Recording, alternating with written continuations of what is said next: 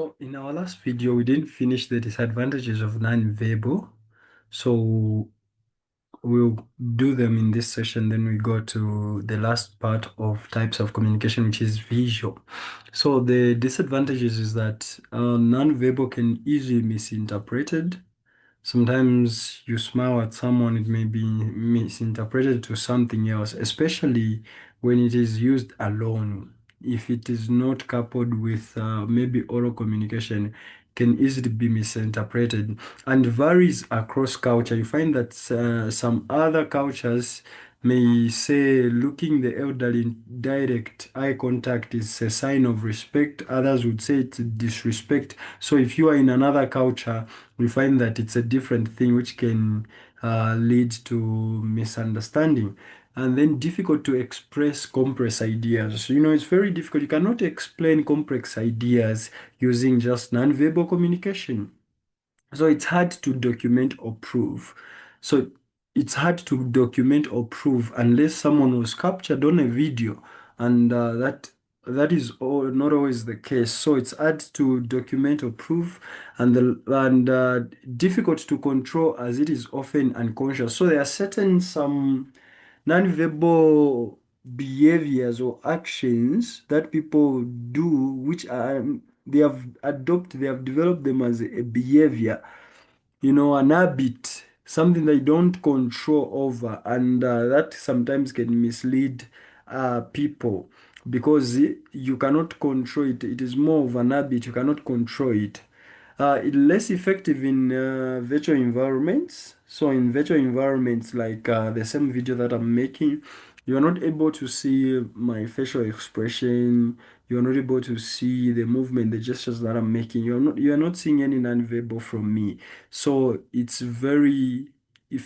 less effective because you can't see unless there was a video aspect to it. Can be manipulative or misleading. So sometimes it can mislead and you can use it to manipulate people. That these are the disadvantages of non-verbal. Let's look at visual, the last one. So the last one is visual communication, and visual communication involves using images or visual elements to convey information. So every time you're using images or visual elements, something people they can see to communicate, to convey information, that is visual communication. Examples of visual communication, we have charts, graphs, diagrams, we have road signs, posters, videos, and presentation. We can even add animation there. So all these are examples of visual communication. So whenever you're conveying information using visual elements, that is visual communication. Importance of visual communication. So visual communication makes information easy to understand. Attract attention. So when you are seeing a picture, it makes information easy to understand, attracts attention, helps learners remember information better. What you see is easily remembered. Visual communication transfers, you can, what can I say? A lot of information can be communicated within a glance at a photo. So that's visual communication. So practical example, we have bar charts showing students' performance. We have road signs showing traffic instructions. We have a video explaining a process step by step. These are examples of visual communication. Advantages of visual communication. Number one, it is easy to understand. Pictures and diagram explain ideas faster than words. I don't know if you, I believe you have heard of the phrase, a picture is worth 1,000 words. Looking just at a picture, a lot of information will be just communicated to you. You'll be able to get the information, the whole information just at looking at the picture.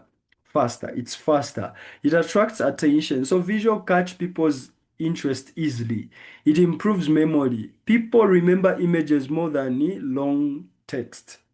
Saves time. Information can be understood at a glance. The last one is overcome language barriers. Language barriers. Visual can be understood by people who speak different language. Practical example, when you watch Mr. Bean, Mr. Bean is watched by every culture, people from different languages, and everyone is able to laugh, to understand it. Why? It's because it's visual. Anyone can understand. It can be understood by people with different languages. The disadvantages, so sometimes visual element can be misunderstood. So some images may be different, may have different meanings, and may require additional instructions for you to be able to understand them. The second one is requires skills to create. So poorly designed visuals may confuse learners. So if you don't have proper skills, you find that the visuals will not communicate the message that you wanted. Number three, we are saying limited information. Not all messages can be fully explained using images alone, and costly at times. So creating quality visuals may require tools or technology, and that may be costly. So these are the advantages, and these are the types of communication. We've talked about oral communication, which is communication through spoken words. When you are speaking, every time you are communicating through speaking, that is oral communication. Written, every time you are communicating uh, through writing, that is written communication. Then non-verbal, every time you are communicating without using words, but you are using gestures, body language, you are using facial expressions, eye contact, all those. And the last one is visual communication, where you are communicating using visual elements. Using visual elements. So this marks the conclusion of types of communication.